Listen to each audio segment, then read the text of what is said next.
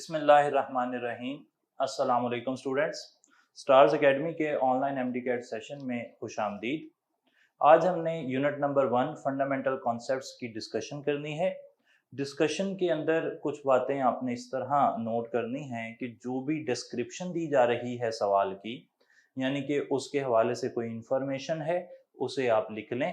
करना ये है कि एक सेपरेट कॉपी लें आप।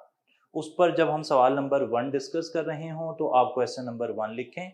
उसकी जो भी कैलकुलेशन मैं यहाँ पर लिखता हूँ, आपने वो कैलकुलेशन लिख लेनी है। उसी वक्त उसे अंडरस्टैंड करना है। हम थोड़ा स्लो चलेंगे ताकि आप उसे अंडरस्टैंड कर सकें। जो ऑप्शन सही है उस पर बात कर लेंगे। अगर वो बिल्कुल ऑब्वियस है, स्ट्रेट फॉरवर्ड है, तो हम उसे डायरेक्ट टिक कर देंगे। या अगर उसके बैकग्राउंड के लिए समझने के लिए कोई आइडिया, कोई कॉन्सेप्ट चाहिए, या फिर उसे डिलीवर करने के लिए कोई कैलकुलेशन चाहिए, तो फिर हम उस कैलकुलेशन को करेंगे। मोस्ट इम्पॉर्टेंटली स्टोइकियोमेट्री मैंने आपको करवाई और वहां पर हमने एक कंपैरिजन करने का तरीका बनाया। यानी कि कई दफ़ा ऐसे सवाल हमें देखने को मिलेंगे कि आपको कहा जाएगा कि 40 ग्राम फॉर एग्जांपल रिएक्टेंट है, ये कितना प्रोडक्ट बनाएगा। या फिर ऐसे सवाल होगा कि 2 डेसीमीटर क्यूब हैं किसी सब्सटेंस के, उसमें कितने पार्टिकल हैं। या फिर ऐसे सवाल होगा कि मीथेन के कितने मोल्स चाहिए जिसमें 1 ग्राम हाइड्रोजन हो। यानी कि एक चीज़ की अमाउंट गिवन होगी और दूसरे को निकालना होगा। ये सवाल सबसे ज़्यादा आपने देखने हैं यहाँ पर, और इनकी तादाद भी काफ़ी ज़्यादा है। इनकी तादाद ज़्यादा होने के पीछे जो रीज़न है ना, वो यही है कि ये बड़े टेक्निकल सवाल हैं, इनमें हम गलती कर रहे हैं। और साथ साथ ये सवाल इसलिए भी पूछे जाते हैं कि इन सवालों के अंदर जो फार्मूलाज यूज़ हो रहे हैं ना, वो पीछे वाले हैं। यानी कि वो नंबर ऑफ मोल्स या मोलर वॉल्यूम या नंबर ऑफ पार्टिकल्स वाले फार्मूलाज हैं। तो अब वो फार्मूलाज भी आपकी नज़र से गुजर जाते हैं इसी बहाने, और साथ साथ आप कंपैरिजन करना भी सीख लेते हैं, तो डबल फ़ायदा हो जाता है। इसलिए ये सवाल आपने यहाँ पर देखा होगा कि ज़्यादा मिले हैं आपको।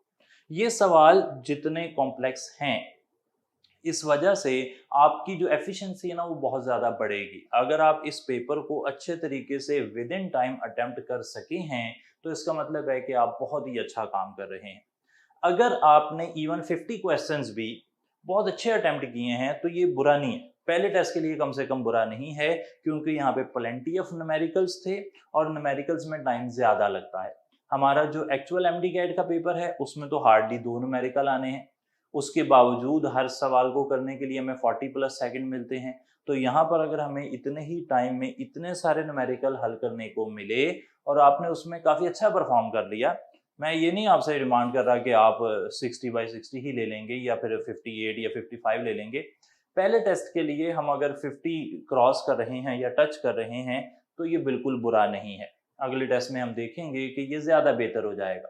जैसे ही हमें इक्वेशन से निकलकर आगे जाकर थ्योरेटिकल सवाल आएंगे, तो हमारी एफिशिएंसी बढ़ेगी, हम उन्हें जल्दी से पढ़ सकते हैं, हमारी अंडरस्टैंडिंग क्लियर होती है, हमें कैलकुलेशन कुछ नहीं करनी पड़ती, तो हम जल्दी से जवाब निकाल लेते हैं। तो ये मसला हमें आगे मिलेगा, ये हमारा हल हो जाएगा, क्लियर हो जाएगा इंशाल्लाह। अभी के लिए देखते हैं क्या सवाल हमें पूछे गए हैं। मैं हर एक सवाल के बारे में फिर से बता दूं कि आपने, जब मैं क्वेश्चन नंबर 1 कहूँ, तो आपके पास एक खाली पेज होना चाहिए, रजिस्टर हो ज़्यादा अच्छा रहता है। उस पर आप नंबर 1 लिखें और देखें कि क्या उसकी डिस्कशन में कोई चीज़ ऐसी है जो मैं बता रहा हूँ, और क्या उसे लिखने की ज़रूरत है या आपको वो पहले से क्लियर है। इसी तरीके से आगे चलेंगे। कुछ सवाल ऐसे होंगे जो सिर्फ बोलने वाले होंगे, तो मैं बता दूंगा कि इसमें चार्ली या डेल्टा या बीटा या अल्फा, जो भी ऑप्शन है वो होगा। चलें, पहला सवाल देखते हैं जी। The thorium TH232 is a radioactive element having 90 protons in its nuclei। अच्छा जी, लिख लेते हैं, थोरियम बना लेते हैं। थोरियम, इसके पास 90 प्रोटॉन्स हैं और इसका मोलर मास है 232। आगे चलते हैं जी।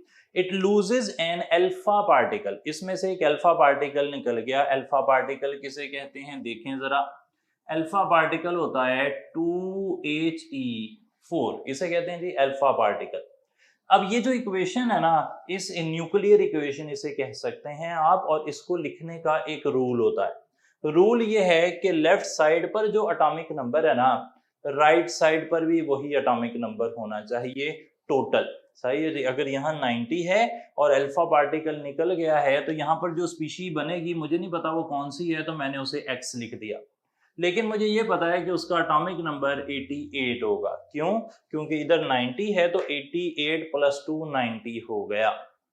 दूसरी तरफ 232 है, अगर 4 माइनस हो जाएंगे 232 में से तो फिर यहाँ पर आ जाएंगे 228। सही है जी बात। ये सवाल आगे चलकर एटॉमिक स्ट्रक्चर में ज्यादा क्लियर होने वाला है, इसलिए अभी हमने उसे इतना ज्यादा सीरियस पहले यूनिट में नहीं देखा था। फिर वो कहता है एंड देन 2 बीटा पार्टिकल्स, और फिर इसमें से क्या होता है कि 2 बीटा पार्टिकल निकल जाते हैं। अब जनाब ये जो x बना है 88 228, इसमें से निकल गए हैं 2 बीटा पार्टिकल। बीटा पार्टिकल होता है -1e0, 2 निकल गए। सही है जनाब। अब क्या बना होगा यहाँ पर? मान लेते हैं कि यहाँ पर y बना होगा। अब ऊपर 228 है, इलेक्ट्रॉन पर चार्ज 0 है, यानी कि यहाँ पर मैस 228 ही रहेगा, क्योंकि लेफ्ट हैंड साइड का मैस और राइट हैंड साइड का जो मैस है वो इक्वल आना चाहिए। इसके मुकाबले में नीचे देखें, इधर 88 है, इधर -2 है, ये -2 हो गया, 2 × -1 -2, तो यहाँ पर होना चाहिए 90, ताकि इसमें से जब -2 करें तो 88 आ जाए। तो 90 - 2 88, अब दोनों साइडें बराबर हैं। ये चीज हमें ना फाइनली मिल रही होगी। ये चीज कौन सी है देख लें। ये चीज बन रही है जी चार्ली ऑप्शन TH 90 228। सही हो गई जी बात। तो चार्ली ऑप्शन हमने टिक कर लिया। सेकेंड क्वेश्चन देखें, how many grams of calcium oxide are required to neutralize 284 gram of P4O10। एक इक्वेशन लिखी हुई है, मैं लिख देता हूं जी इक्वेशन ये है कि 6 कैल्शियम ऑक्साइड मिल रहे हैं P4O10 से और बना रहे हैं Ca3PO4 होल ट्वाइस। अब वो कहता है कि how many grams of calcium oxide, यानी कि कैल्शियम ऑक्साइड रिक्वायर्ड है और to neutralize 284 gram of P4O10, यानी कि P4O10 आ गया गिवन में और कैल्शियम ऑक्साइड आ गया रिक्वायर्ड में। हमने इन सवालों को करने का तरीका क्या देखा था कि आप पहले एक कंपैरिजन बनाएं बैलेंस्ड केमिकल इक्वेशन से। P4O10 यहाँ पर कितने मोल हैं जी? 1 मोल है, और ये कैल्शियम ऑक्साइड के कितने मोल से मिल रहा है? 6 मोल से मिल रहा है। अब आप देखें कि सवाल में कौन से यूनिट इस्तेमाल हुए हैं। क्या वो मोल्स से ही सवाल पूछ रहा है, या ग्राम्स से पूछ रहा है, या वॉल्यूम से पूछ रहा है? फिलहाल उसने हमें कहा है how many grams of calcium oxide, यानी कि कैल्शियम ऑक्साइड के ग्राम पूछे हैं, और to neutralize 284 gram of P4O10, दोनों के ग्राम्स पूछे हैं। इधर भी ग्राम है उधर भी ग्राम है, तो ग्राम कैसे बनाते हैं जी? Moles multiplied by molar mass. सही है जी। मैस किसके बराबर होता है? Moles multiplied by molar mass. Mole आपके पास 1 है, मोलर मैस निकाल लेते हैं। देखें जनाब P4O10 का मोलर मैस कैसे निकलेगा? 4 फास्फोरस हैं, हर एक का मैस है 31, और 10 ऑक्सीजन है, हर एक का मोलर मैस है 16। आप इन दोनों को ऐड करेंगे ना जनाब 284 ग्राम आ जाएंगे। सही है जनाब। तो 284 ग्राम आपको P4O10 दिया गया है, और ये कैल्शियम ऑक्साइड के कितने मैस से रिएक्ट कर रहा है देखें जरा। मोल्स हैं 6 मल्टीप्लाइड बाय कैल्शियम ऑक्साइड का मोलर मैस। कैल्शियम का होता है 40, ऑक्सीजन का होता है 16, टोटल हो गया 56। तो यहां पर 56 लगा दिया मैंने, इधर से जवाब आएगा 336 ग्राम। यानी कि नतीजा ये निकला कि अगर P4O10 के 284 ग्राम 284 ग्राम होंगे तो वो कैल्शियम ऑक्साइड के 336 ग्राम से रिएक्ट करेंगे। और मुझे यही पूछा गया था, 284 ग्राम से ही कैलकुलेशन पूछी गई थी, तो मैंने यहाँ बीटा ऑप्शन 336 ग्राम टिक कर दिया। थर्ड क्वेश्चन देखते हैं जी। 1 mole of methane stands for, 1 mole of methane का क्या मतलब होता है? जो फेमस मतलब है ना, मैं वो पहले से ही निकाल लेता हूं और उनमें से अगर कोई ऑप्शन में हुआ तो बात सही हो जाएगी।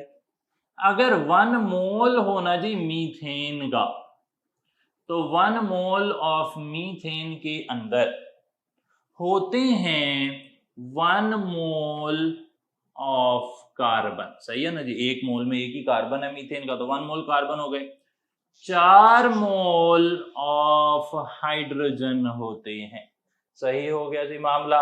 1 मोल कार्बन है, 4 मोल हाइड्रोजन है।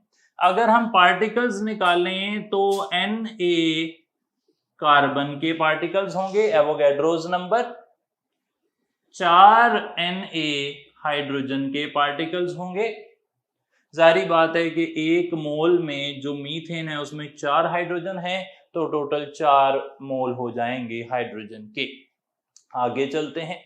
इसी तरीके से यहां पर वॉल्यूम होगा 22.4 डेसीमीटर क्यूब मीथेन का, जिसे 22.4 लीटर्स भी कहते हैं। सही है जनाब, 22.4 लीटर्स ऑफ मीथेन होंगे। तो ये मुख्तलिफ चीजें हैं जो यहाँ पर हो सकती हैं। अच्छा, अब आपने क्या ये सब निकालनी है पेपर में? नहीं जनाब, मैं यहाँ पर कोशिश कर रहा हूँ कि आप जितनी ज़्यादा डाटा एक बारी में क्विकली एनविजन कर सकें उतना ज़्यादा अच्छा होगा। तो हमारी कोशिश ये है कि मैं जितनी पॉसिबल टाइप्स हैं वो सारी एक बारी यहाँ लिख दूँ। सही जनाब। अब इस तरह अगर आप किसी भी मॉलिक्यूल की जो गिवन अमाउंट दी गई है ना, आप उसकी सारा उसके अंदर जो कुछ मौजूद है उसे लिख लेंगे, याद कर लेंगे या समझ लेंगे कि कैसे काम करता है, तो 2 3 4 सवाल ही आपको लगने हैं। उसके बाद आप जैसे ही मॉलिक्यूल देखा करेंगे आपको ना समझ आ जाएगा कि ये ऑप्शन तो बिल्कुल सही नहीं लग रहे, ये वाला ज्यादा सही है। फॉर एग्जाम्पल मैं थर्ड क्वेश्चन के ऑप्शन पढ़ता हूँ। ऑप्शन में देखें, अल्फा ऑप्शन कहता है कि उसमें 5 into Avogadro number of molecules of methane है, जो कि सही नहीं है। जारी बात है कि अगर 1 मोल ऑफ मीथेन है तो उसमें Avogadro number particle of methane होंगे। क्यों? क्योंकि मोल मल्टीप्लाइड बाय Na, इसी से मॉलिक्यूल निकलते हैं। बीटा ऑप्शन देखें, 16 AMU ऑफ मीथेन, तो 16 AMU, AMU तो एक मॉलिक्यूल के लिए होता है, और अगर 1 मोल है तो फिर 16 ग्राम होना चाहिए था। Charlie, Avogadro number of atoms of methane. भाई मीथेन तो वैसे ही मॉलिक्यूल है, इसके तो एटम होते ही नहीं, मीथेन तो CH4 मॉलिक्यूलर फॉर्म में है। चार्ली ऑप्शन भी सही नहीं हुआ। डेल्टा ऑप्शन देखें, 22.4 लीटर्स ऑफ मीथेन, बिल्कुल सही है, ये हमने लिखा भी हुआ है, तो डेल्टा ऑप्शन यहाँ पर सही हो गया। थर्ड क्वेश्चन में डेल्टा ऑप्शन मैंने टिक कर लिया और हमने एम्पिरिकल एविडेंस की बुनियाद पर लिखा कि भाई AMU जो है वो तो एक मॉलिक्यूल के लिए होता है, तो 1 मोल में 16 AMU नहीं हो सकते मीथेन के। एटम भी नहीं हो सकते क्योंकि मीथेन खुद ही मॉलिक्यूलर फॉर्म में एग्जिस्ट करता है। और 5 इंटू एवोगैड्रो नंबर मॉलिक्यूल भी मीथेन के नहीं हो सकते क्योंकि 1 मोल दिया है, 1 मोल में एवोगैड्रो नंबर ऑफ मॉलिक्यूल होते हैं, तो डेल्टा ऑप्शन हमने टिक कर लिया थर्ड क्वेश्चन में। फोर्थ क्वेश्चन देखें, which one of the following has highest mass. Beta option देखें जी, 1 मॉलिक्यूल ऑफ SO3, एक मॉलिक्यूल SO3 का उसका मास तो बड़ा कम होगा जी, एक मॉलिक्यूल है, 1 मोल नहीं लिखा, 1 मॉलिक्यूल लिखा। चार्ली ऑप्शन देखें, 100 AMU, AMU भी बड़े छोटे होते हैं, वो तो जनाब बहुत ही छोटा होता है। AMU जो है ना, या 1 मॉलिक्यूल या 1 एटम या 1 आइन या 1 फार्मूला, ये सारे बड़े छोटे होते हैं जी। बड़ी वैल्यूज कौन सी होती हैं? अगर मोल्स दिए हों या ग्राम दिए हों। सही है जनाब। तो अगर आपको 4 ऑप्शन आते हैं और उनमें से किसी के आगे मोल लिखा हुआ है और किसी के आगे AMU लिखा हुआ है, तो AMU वाला मैस डेफिनेटली छोटा होगा। सही है जनाब। और मोल वाला मैस बड़ा होगा, ग्राम वाला मैस बड़ा होगा। तो अब अल्फा या डेल्टा में मोल और ग्राम लिखे हुए हैं, चलें मैं फिर इन्हें हल कर लेता हूं। क्वेश्चन नंबर 4 की तरफ जाते हुए मैंने कहा कि जनाब अल्फा ऑप्शन में लिखा हुआ है 1 mole of ozone, mole of ozone है 1, ओजोन का मोलर मैस है 48, तो मैस हो गया जनाब 48 ग्राम। सही है जनाब, ओजोन का हो गया 48 ग्राम और कार्बन डाइऑक्साइड का कितना लिखा हुआ है 44 ग्राम। 44 ग्राम कम होते हैं, 48 ग्राम ज्यादा होते हैं। तो मैंने टिक कर लिया कि फोर्थ क्वेश्चन में alpha option 1 mole of ozone का मैस सबसे ज्यादा है। 1 मोल ऑफ ओजोन का मैस आ गया सबसे ज्यादा, तो टिक कर दिया जी फोर्थ क्वेश्चन में अल्फा ऑप्शन। फिफ्थ क्वेश्चन देखते हैं जी, number of molecules in 1 decimetre cube of water. Water जनाब उसकी नेचुरल फिजिकल स्टेट लिक्विड है, वो गैस नहीं होता। अगर वो गैस होता तो फिर हम कहते कि भाई 1 डेसीमीटर क्यूब किसी भी गैस का एवोगैड्रोस लॉ के मुताबिक उसमें होते हैं 2.68 10⁻22 मॉलिक्यूल्स। सही है जनाब, ये हमने मोलर वॉल्यूम के अंदर या एवोगैड्रोस लॉ के अंदर पढ़ा। लेकिन वाटर तो गैस है ही नहीं, वाटर तो लिक्विड है, और लिक्विड वाटर के लिए जो 1 डेसीमीटर क्यूब होता है, जिसे 1 लीटर भी कहते हैं, पानी की डेंसिटी तकरीबन 1 ग्राम ही होती है, तो फिर ये बन जाएगा 1000 ग्राम। सही है जनाब, पानी के लिए। लिक्विड्स के लिए जो वॉल्यूम होता है वो पानी के लिए पर्टिकुलरली मैस के बराबर होता है। सही है जनाब, क्योंकि पानी की डेंसिटी 1 होती है। तो लिक्विड्स के लिए ये वाला फार्मूला नहीं लगेगा जो ऊपर लिखा है, वो किन के लिए है, वो गैसेस के लिए है, आइडियल गैसेस के लिए है। अभी हमें पानी दिया है तो 1 डेसीमीटर क्यूब में हो गए 1 लीटर या 1000 ग्राम। हमें क्या पूछा गया है जी, हमें पूछे गए हैं number of molecules. Number of molecules कैसे निकलते हैं, mess divided by molar mass multiplied by Avogadro's number. इस हिस्से का जवाब जनाब आता है 55.6, मल्टीप्लाई करेंगे एवोगैड्रोस नंबर के साथ और जवाब आ जाएगा कौन से वाला जी, बीटा ऑप्शन आ रहा है। 6 क्वेश्चन देखें, 7.5 gram of A gas occupies 5.6 decimetre cube, the gas is. अच्छा, अब हमें वॉल्यूम और मैस का कंपैरिजन दिया गया है। हम पहले लिख लेते हैं वॉल्यूम गैस का, फिर लिख लेते हैं मैस। अगर गैस के 5.6 डेसीमीटर क्यूब हैं तो उनका मैस है 7.5 ग्राम। अगर 5.6 को मैं सामने ले जाकर डिवाइड कर दूं तो 1 डेसीमीटर क्यूब के लिए मैस आ जाता है। और अगर मैं 22.414 डेसीमीटर क्यूब से लेफ्ट साइड पर मल्टीप्लाई कर देता हूं तो राइट साइड पर भी मल्टीप्लाई कर दूंगा। अब 5.6, 1 और 4 ये 4 का रिलेशन बनता है। सही है जनाब, याद रख लें। 22.414 को हाफ करें ना तो जवाब आता है 11.2, और अगर आप इसे डिवाइडेड बाय 4 करें तो ये 5.6 आता है। अगर डिवाइडेड बाय 10 करेंगे तो ये 2.24 आ जाएगा। अगर आपने इसे डिवाइडेड बाय 20 किया तो 1.12 आ जाएगा। ये सारी वैल्यूज हमें मुख्तलिफ सवालों को हल करने में इस्तेमाल होती हुई नजर आएंगी, तो आप इन्हें एज सच याद कर सकते हैं, या फिर अगर आप इसे सॉल्व करेंगे तो ये वैसे भी 4 ही आएगा। अच्छा, 4 को 7.5 से मल्टीप्लाई करें, क्या जवाब आता है? 7.5 को 4 से मल्टीप्लाई करेंगे 30 आएगा। मुझे क्या फायदा हुआ ये सब काम करके, जरा सीखते हैं। मैंने एक डेफिनेशन सीखी थी, वो डेफिनेशन थी मोलर वॉल्यूम की।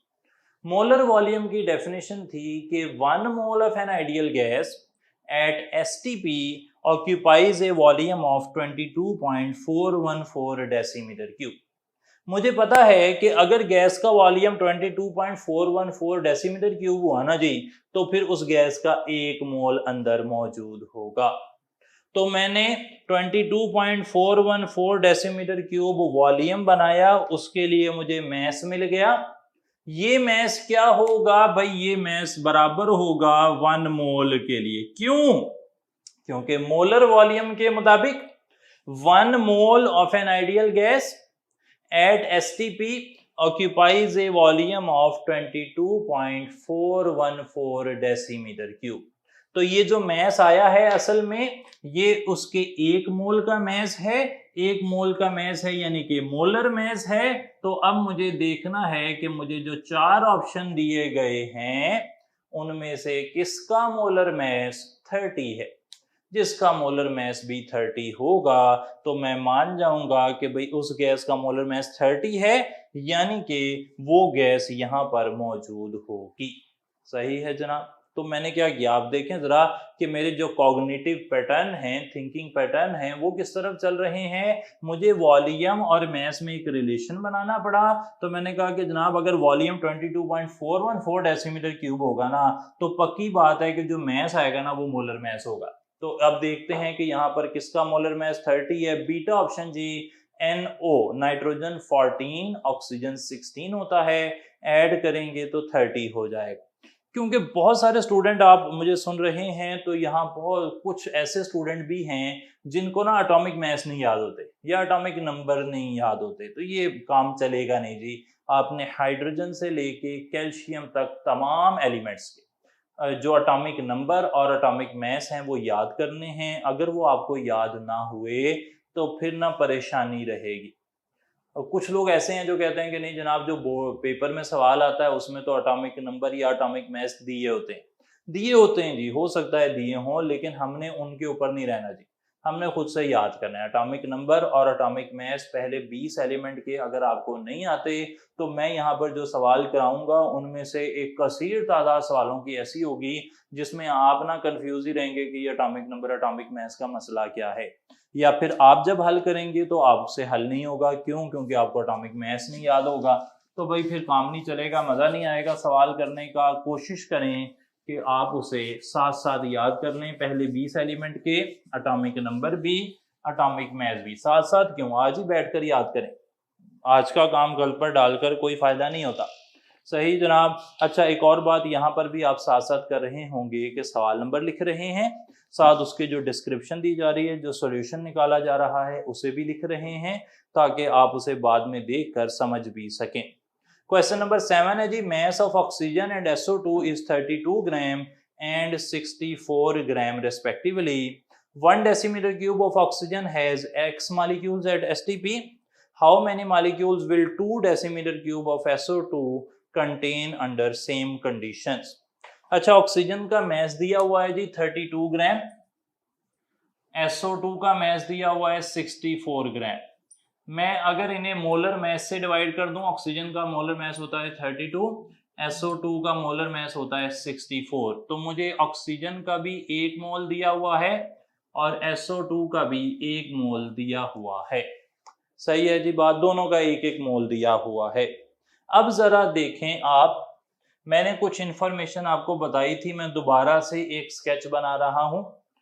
अगर कभी भी किसी गैस के 22.414 डेसीमीटर क्यूब हों तो वो बराबर होते हैं 1 मोल के।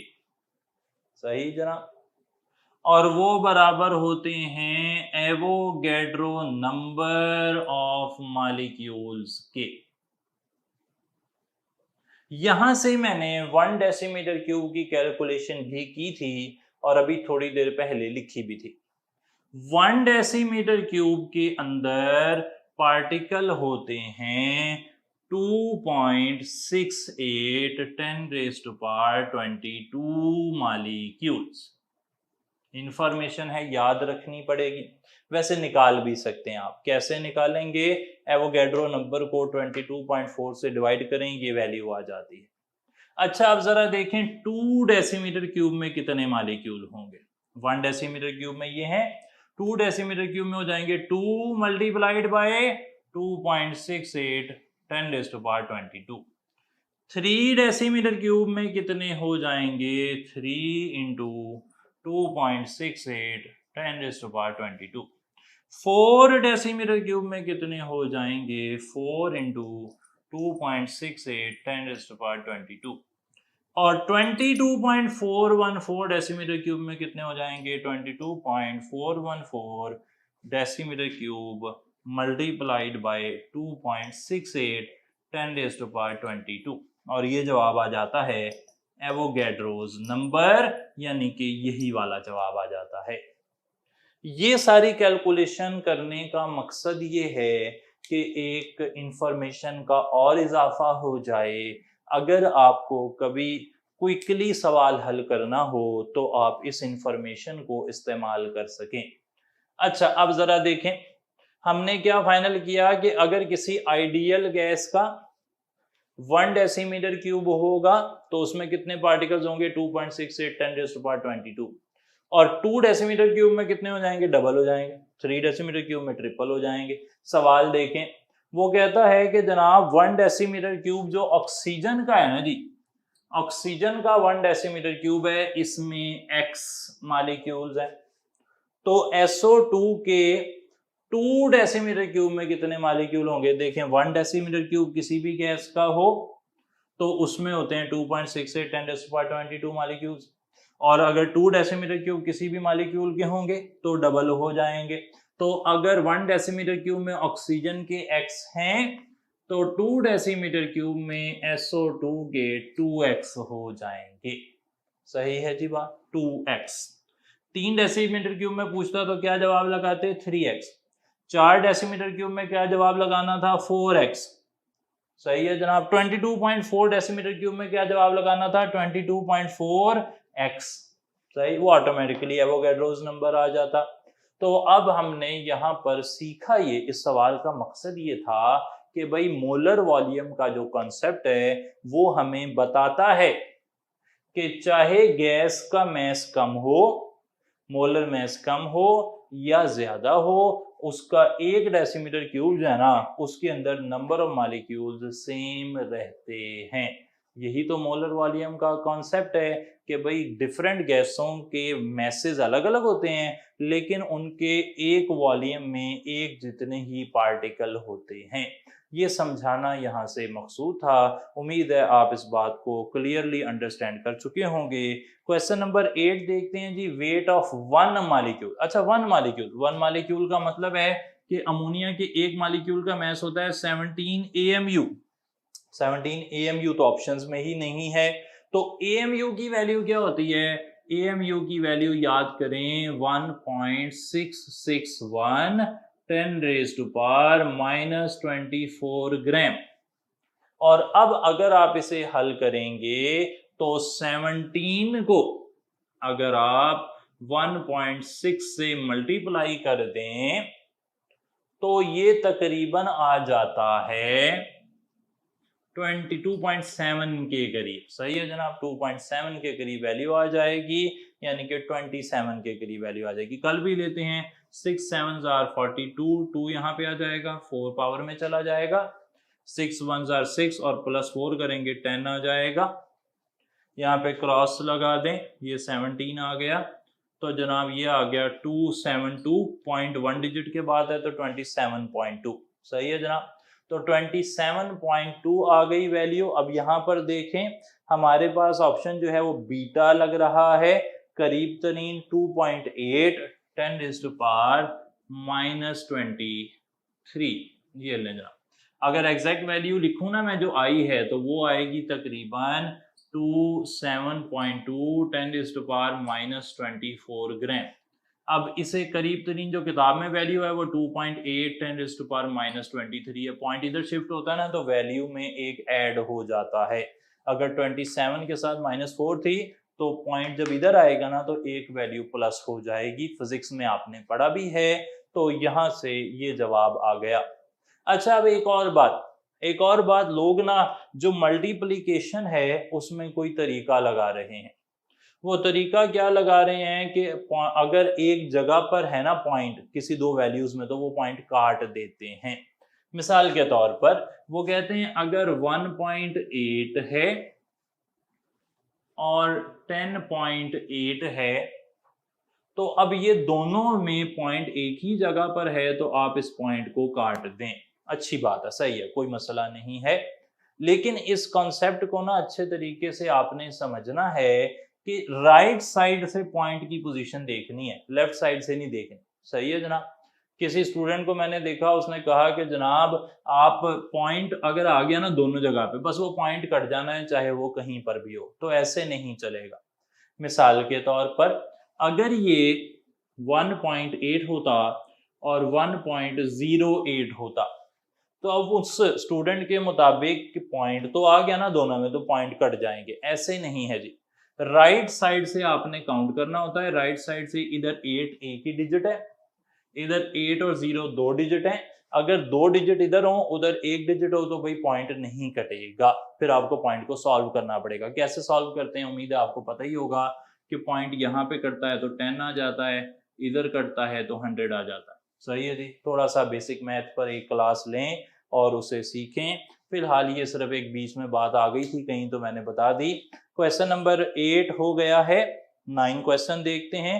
Total number of atoms present in 0.5 moles of P4 molecules. P4 molecules के 0.5 मोल्स हैं, उसमें नंबर ऑफ एटम्स निकालने हैं। बड़ा ही आसान है जी, फार्मूला मैंने सीखा हुआ है। क्या फार्मूला है?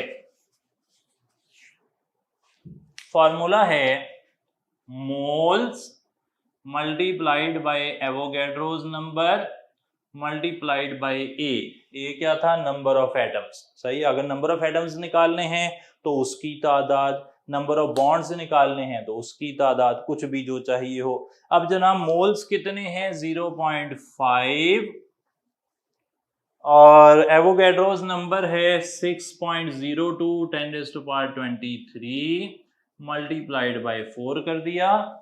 इसे हल कर लें। 4 को 0.5 से मल्टीप्लाई करेंगे 2 आ जाएगा, और 2 को अगर आप 6.02 10⁻23 से मल्टीप्लाई करेंगे तो आ जाएगा 12.04 10⁻23, जिसे आप कह सकते हैं किताब के मुताबिक 1.2 इंटू 10⁻24। एक ही बात है, दोनों बातें अपनी जगह सही हैं। तो जनाब 1.2 10⁻24 आ गया। तो ये था जी अल्फा ऑप्शन। आपने फार्मूला देख लिया, moles multiplied by Na multiplied by atoms या कोवलेंट बॉन्ड्स या इलेक्ट्रॉन या प्रोटॉन या न्यूट्रॉन, जो भी निकालने हों। 10th क्वेश्चन देखें। Molar concentration of 20 gram of sodium hydroxide in 5 decimetre cube. Mass दिया गया है, मोलर मैस आपके पास है, multiplied by 1 over volume in decimetre cube. तो ये आ गया 1 2, ये आ गया जी 1 ओवर 10, और यहां से 0.1 मोलर जवाब आ रहा है। सही जी, अल्फा ऑप्शन टिक कर दिया। 11th question. Maximum number of molecules are present in. अच्छा, जल्दी से मैं mass over molar mass multiplied by Na करता हूं सारे ऑप्शन के लिए। अल्फा ऑप्शन के लिए देखें 4 ओवर 18 मल्टीप्लाइड बाय Na बनेगा फार्मूला। बीटा ऑप्शन के लिए 10 ओवर 2 मल्टीप्लाइड बाय Na बनेगा, मोलर मैस से डिवाइड कर रहा हूं जी। ऑक्सीजन के लिए 22 over molar mess 32 multiplied by Na। Delta option में देखें 44 ओवर 44 मल्टीप्लाइड बाय Na। अच्छा, अब सब में Na है ना, तो Na तो इररेलेवेंट हो गया। सही जनाब। अब जिसके लिए ये वाली वैल्यू बड़ी आएगी उसका जवाब बड़ा आ जाएगा। जब वैल्यू बड़ी आती है तो उसके लिए क्या पहचान होती है? अगर डिनोमिनेटर बड़ा होगा ना, नीचे वाली वैल्यू बड़ी होगी, तो जवाब छोटा आएगा। यहां पे डिनोमिनेटर बड़ा है, ये जवाब छोटा आएगा। यहां पे डिनोमिनेटर बड़ा है, ये जवाब छोटा आएगा। यहां पे डिनोमिनेटर और न्यूमरेटर बराबर है, यहां पे जवाब 1 आ जाएगा। बीटा ऑप्शन को देखें, डिनोमिनेटर 2 है, न्यूमरेटर 10 है, तो नीचे वाली वैल्यू छोटी, इसका जवाब सबसे बड़ा आने वाला है। सही है जी। तो आपने देखा कि जो फार्मूले मैंने सबके लिए बनाए, सबके लिए मैस ओवर मोलर मैस, फिर मैंने अंडरस्टैंडिंग पर जवाब दिया। मैंने हर एक को हल नहीं किया, हल करने नहीं बैठ सकते हम, टाइम नहीं होगा हमारे पास। तो हमने कहा कि भाई अगर Na सब में है तो उसकी तो कोई अहमियत नहीं रह गई। अब जिसके लिए नीचे वाली वैल्यू बड़ी होगी उसका जवाब छोटा आएगा, तो ये दोनों कैंसिल हो गए। इसके लिए बराबर थी और इसके लिए नीचे वाली वैल्यू छोटी थी, ऊपर वाली वैल्यू बड़ी थी, तो इसका जवाब सबसे ज्यादा आ गया। मैंने बीटा ऑप्शन टिक कर दिया। इस तरह 11th क्वेश्चन हमारा मुकम्मल हुआ। 12th question, mass of one atom of carbon, बिल्कुल पहले जैसा है। कार्बन के एक एटम का मैस 12 AMU होता है, मल्टीप्लाई करेंगे 1.661 × 10⁻24 माइनस ग्राम से, तो यहां से जवाब आ जाएगा। जवाब आएगा जी डेल्टा ऑप्शन 1.99 10⁻⁻23 ग्राम। सही है जनाब, तो ये वाली बात सही हो जाएगी। लेकिन एक और बात भी यहाँ पर अहम है, वो बात ये भी हो सकती है कि एक एटम जो कार्बन का है, कार्बन के एक एटम का मैस तो 12 AMU होता है, और 12 AMU जो है वो अल्फा ऑप्शन में मेरे पास मौजूद है। सही जनाब, तो अल्फा ऑप्शन जो है वो 12 AMU है। तो अल्फा ऑप्शन 12 AMU वो जवाब लगा सकते हैं, या डेल्टा ऑप्शन 1.99 10⁻⁻23 ग्राम, ये तो दोनों ही सही आ रहे हैं, तो आपने अल्फा या डेल्टा में से कोई लगाया हो तो बात बन जाएगी। 13 क्वेश्चन, क्लोरीन के पास 17 प्रोटॉन है, 18 न्यूट्रॉन है, मैस नंबर बताएं। अब इससे आसान क्या सवाल होगा जी, प्रोटॉन जमा न्यूट्रॉन बराबर है मैस नंबर, तो 35 टिक कर दें जी, चार्ली ऑप्शन। 14th क्वेश्चन है जी, if the relative atomic mass is considered 1/3 of carbon 12, mass of magnesium will be. भाई इसके लिए ना मैं एक बारी ही हल कर दूं मामला। ये कार्बन है, ये मैग्नीशियम है। अगर कार्बन के 1/12 से आप कंपेयर करते हैं ना जी, तो मैग्नीशियम का मैस आना है 24। सही है जी बात। अगर आप कार्बन के 1/6 से कंपेयर करते हैं तो मैग्नीशियम का मैस हाफ रह जाएगा, 12 रह जाएगा। सही जी। अगर आपने कंपेयर किया 1/4 से, 1/4 से, तो ये रह जाएगा 8। अगर 1/3 से कंपेयर किया तो 6 रह जाएगा। 1/2 से कंपेयर किया तो ये रह जाएगा, 6 के बाद कितना रह जाएगा जी, 1/2 के हिसाब से 2 रह जाएगा। तो ये पक्की पक्की कैलकुलेशन है। अब मैंने कोई भी चांस नहीं छोड़ा, आप एक ही बारी इन्हें देख लें। मैंने होमवर्क में भी ये काम दिया था कि आप मुख्तलिफ वैल्यूज़ के साथ कंपेयर करके जवाब निकालें।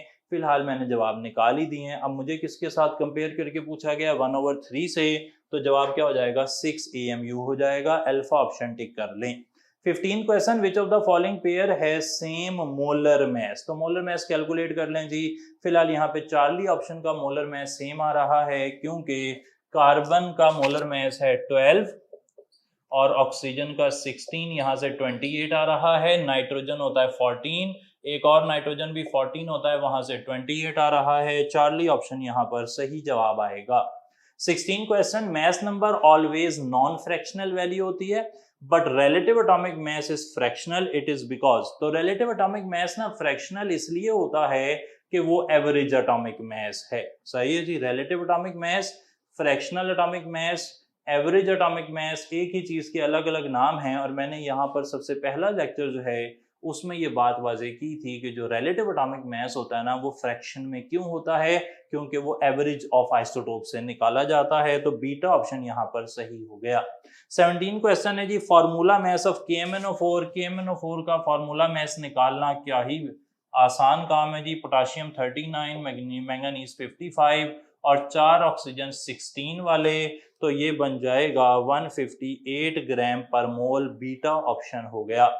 18 question, isotopes are the atoms of the same element which have same atomic number but different mass number when A is equal to 3। यानी कि कोई एटम है, उसका मास है 3 और एटॉमिक नंबर है 1, तो ये कौन सा एटम है? जाहिरी बात है कि ये ट्रीटियम की बात हो रही है जी, 1H3।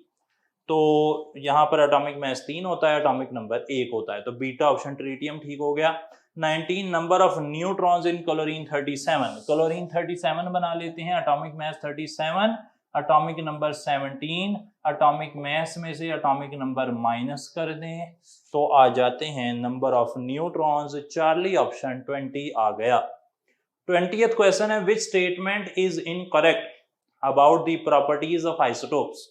अल्फा ऑप्शन में क्या लिखता है जी, all the isotopes of an element are placed in the same group. जाहिर बात है आइसोटोप सेम पोजीशन पर होते हैं तो सेम ग्रुप में तो होंगे, अल्फा ऑप्शन करेक्ट है। चार्ली दे show different physical properties, delta दे शो सेम इलेक्ट्रॉनिक कॉन्फ़िगरेशन। ये मैंने लिख दिया था जी कि आइसोटोप्स की सेम प्रॉपर्टीज होती हैं केमिकल, लेकिन उनकी फिजिकल प्रॉपर्टीज डिफरेंट होती हैं। तो अल्फा, चार्ली और डेल्टा सही हैं। बीटा ऑप्शन पढ़ते हैं जी, isotopes have same radioactive properties. इस बात को समझ लेते हैं। कार्बन 12 कार्बन का आइसोटोप है, कार्बन 14 भी कार्बन का आइसोटोप है। कार्बन 12 रेडियो एक्टिव नहीं होता जी, कार्बन 14 रेडियो एक्टिव होता है। यानी कि एक ही एलिमेंट के डिफरेंट आइसोटोप ऐसे हो सकते हैं कि उनमें से कुछ रेडियो एक्टिव हों और कुछ रेडियो एक्टिव ना हो, तो फिर सारे आइसोटोप की एक जैसी रेडियो एक्टिव प्रॉपर्टीज नहीं होंगी। और यहाँ पर लिखा है कि isotopes have same isotope radio active properties, तो ये बात तो गलत हो गई। 21st, in mass spectrometry, the mathematical relationship used to identify the different isotopes of an element. मैंने ये करेक्ट करके लिखवा दिया था, m/e is equal to h square r square over 2e। अगर आप इसे इनवर्स करेंगे, e/m is equal to 2e h square r square, तो ये लिखा हुआ है, अल्फा ऑप्शन में टिक कर लेंगे। 22nd क्वेश्चन है जी, 120 gram of urea is present in 5 decimetre cube, the active mass of urea. Active mass जो वर्ड है ना जी, एक्टिव मास, इसे कहते हैं कंसंट्रेशन या इसे कहते हैं मोलैरिटी। अच्छा, अब मास दिया हुआ है 120, मोलर मास यूरिया का 60 into 1 over volume in decimetre cube, ये फार्मूला है। तो मैं यहाँ पे 1 2, यहाँ से जवाब आया 2/5, उसे हल करेंगे तो 0.4 मोलर जवाब आ जाएगा, बीटा ऑप्शन। 23rd क्वेश्चन जी, ये माइनस कर दें, यहाँ पर ना स्टेटमेंट सही नहीं है। वो कहता है कि 8.8 ग्राम कार्बन डाइऑक्साइड में से आपने 1 मोल माइनस कर दिया, ऐसे नहीं हो सकता, नंबर ऑफ पार्टिकल्स माइनस में नहीं आ सकते। 24th क्वेश्चन देखें, कंसिडर द रिएक्शन बिलो। एक रिएक्शन है, मीथेन ऑक्सीजन मिलकर कार्बन डाइऑक्साइड और पानी बना रहे हैं। The volume of oxygen for complete combustion of 32 gram of methane. बहुत ही आसान जनाब, मीथेन गिवन है, ऑक्सीजन रिक्वायर्ड है। बैलेंस केमिकल इक्वेशन क्या कह रही है कि अगर 1 मोल मीथेन को कंबस्ट कराना हो तो 2 मोल ऑक्सीजन के चाहिए होते हैं। अच्छा, मुझे मीथेन का मैस दिया हुआ है तो मैं 1 मोल को मैस में कन्वर्ट कर लेता हूं। 16 ग्राम मीथेन को कंबस्ट करवाना हो तो ऑक्सीजन के 2 मोल लगते हैं। अब ऑक्सीजन का मुझे वॉल्यूम फाइंड करना है तो मैं मोल को वॉल्यूम में कन्वर्ट कर लेता हूं, 44.8 डेसीमीटर क्यूब। अब यहां से पता क्या लगा कि अगर 16 ग्राम मीथेन को कंबस्ट करवाना है तो 44.8 डेसीमीटर क्यूब ऑक्सीजन लगेगी। अगर 1 ग्राम को कंबस्ट करवाना है तो ये 16 सामने जाकर डिवाइड हो जाएगा, और मुझे 32 ग्राम को लिखा हुआ है कि सवाल में कंबस्ट करवाएं, तो मैं जब 32 को लेफ्ट साइड पर मल्टीप्लाई करता हूं तो राइट साइड पर भी मल्टीप्लाई करता हूं। 16 1s are 16, 16 2s are 32, और ये जवाब आ जाता है 44.8 मल्टीप्लाइड बाई 2, तो ये 89 डेसीमीटर क्यूब के करीब आ जाएगा, और वो ऑप्शन है बीटा, 89.6 डेसीमीटर क्यूब। सही है जी। आपने देखा कि मैं मोल को अपने हिसाब से, अपनी सहूलत के हिसाब से, सवाल की डिमांड के हिसाब से कभी मैस में कन्वर्ट कर लेता हूं, कभी वॉल्यूम में कन्वर्ट कर लेता हूं। इट डिपेंड्स कि गिवन क्या है और रिक्वायर्ड क्या है। 25th क्वेश्चन है जी, CH3O is the empirical formula of. अच्छा, प्रोपेनोइक एसिड जी, प्रोपेनोइक एसिड का एम्पिरिकल फार्मूला आप निकाल कर देख लें, C3H6O2 बनता है। प्रोपेनोइक एसिड आपको पता है क्या होता है। ग्लिसरॉल को अगर आप देखें तो इसका एम्पिरिकल फार्मूला C3H8O3 निकल रहा है, और जो इथिलीन ग्लाइकोल है ना जी, चार्ली ऑप्शन, उसका निकल रहा है C2H6O2 मॉलिक्यूलर फार्मूला। और मॉलिक्यूलर फार्मूला में सब चीजें 2 पर डिवाइड हो सकती हैं, तो इसका एम्पिरिकल फार्मूला CH3O बन रहा है, जो कि सही जवाब लग रहा है। और इसके अलावा अगर ऑक्सालिक एसिड देखें तो उसके लिए बनता है C2H2O4 मॉलिक्यूलर फार्मूला। ये सब दो पर डिवाइड हो रहे हैं तो ये बन जाएगा CHO2। हमें CH3O पूछा गया था तो मैंने चार्ली ऑप्शन टिक कर लिया।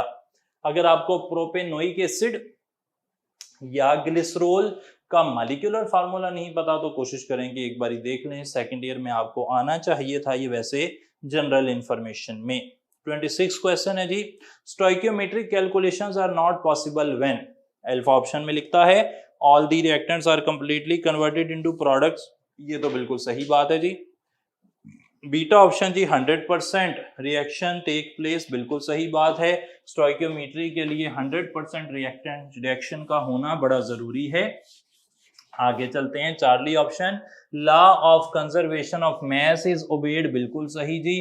तो ये तीनों तो कंडीशंस हैं या शराइत हैं स्टोइकियोमेट्री की, तो ये तीन तो सही हैं। Delta option side reaction take place, ये लिखा हुआ है किताब में कि साइड रिएक्शन अगर हुआ तो फिर स्टोइकियोमेट्रिक कैलकुलेशंस नहीं की जा सकती। उसकी बेसिक अजम्पशन में लिखा हुआ है कि नो साइड रिएक्शन अकर्स, तो डेल्टा ऑप्शन को टिक कर लें। ये अगर साइड रिएक्शन होगा तो स्टोइकियोमेट्रिक कैलकुलेशंस ओबे नहीं हो सकती। 27th क्वेश्चन देखें जी, how many carbon atoms are present in 1.8 gram of glucose. कितने हैं देखते हैं, फार्मूला वही पुराना, moles multiplied by Avogadro's number multiplied by number of atoms in glucose. Glucose में कितने नंबर ऑफ एटम्स हैं, कार्बन के 6 हैं। सही जनाब, तो अब यहां से ये फार्मूला बन रहा है। लेकिन खास बात क्या है, खास बात यह है कि अब यहाँ पर जो ऑप्शंस है ना वो न्यूमेरिकल वैल्यू नहीं है, बल्कि उसने लिखा है अल्फा ऑप्शन में equal to 1.8 gram of fructose या फिर equal to 1.8 gram of sucrose. तो यहाँ पर वो ये पूछ रहा है कि भाई ग्लूकोज में जितने एटम हैं नीचे दिए गए ऑप्शंस में से किसमें उतने एटम होंगे। चले मैं जरा अल्फा ऑप्शन को हल करके दिखाता हूं आपको। Equal to 1.8 gram of fructose, ये तो होगा ना ग्लूकोज के। ग्लूकोज का फार्मूला क्या है, C6H12O6। अब चलते हैं फ्रुक्टोज पर। फ्रुक्टोज का फार्मूला क्या होता है भाई, फ्रुक्टोज तो आइसोमर है ग्लूकोज का, उसका फार्मूला भी होगा C6H12O6। सही जनाब। अब ग्लूकोज के लिए मैस कितना दिया हुआ है 1.8, मोलर मैस कितना है 180। फ्रुक्टोज के लिए देखें मैस कितना है 1.8, मोलर मैस कितना है 180 मल्टीप्लाइड बाय Na, और फ्रुक्टोज में कार्बन कितने हैं 6। गौर करें जरा, गौर करें, ये तो दोनों बिल्कुल सेम वैल्यूज आ गई। तो यहाँ पर alpha option equal to 1.8 gram of fructose, उतने ही एटम बन रहे हैं जितने ग्लूकोज में कार्बन एटम हैं। अगर सुक्रोज के लिए बीटा ऑप्शन को हल करूं मैं, तो सुक्रोज के अंदर फार्मूला है C12H22O11। फार्मूले के अंदर वैल्यू डालें 1.8 divided by 342 multiplied by Na multiplied bye 12। आप देख सकते हैं कि ये वैल्यू और ये वैल्यू मैच नहीं कर रही, तो सुक्रोज तो सही जवाब नहीं हो सकता। तो अल्फा ऑप्शन बिल्कुल सही जवाब है, आपने टिक कर लिया। 28th क्वेश्चन देखते हैं। In the reaction silver nitrate plus sodium chloride, silver chloride plus sodium nitrate बन रहे हैं। ये देखें जरा, सिल्वर नाइट्रेट और सोडियम क्लोराइड को मिलाया, सिल्वर क्लोराइड और सोडियम नाइट्रेट बन गए। वो कहता है कि maximum amount of silver chloride formed by mixing 1 molar NaCl with 0.5 molar silver nitrate.